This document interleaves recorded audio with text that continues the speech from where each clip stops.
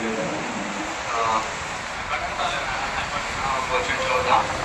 ఎందుకంటే ఇక్కడ అభిషేకం గురించి మనం చూస్తాం. సమూయేలు 1వ అధ్యాయము 10వ వచనం చదువుకుందాం.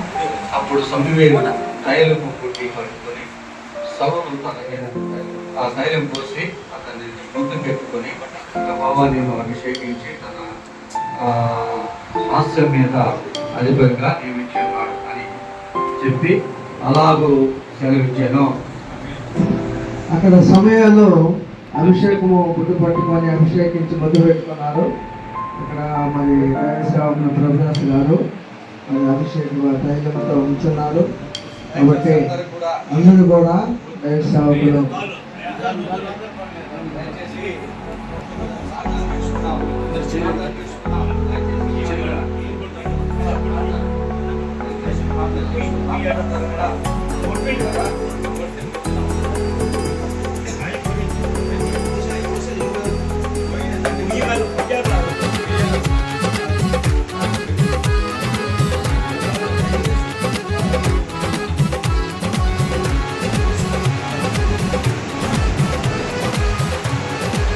ప్రార్థన చేసుకుందాం.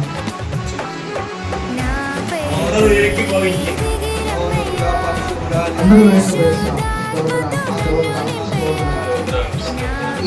చేయమని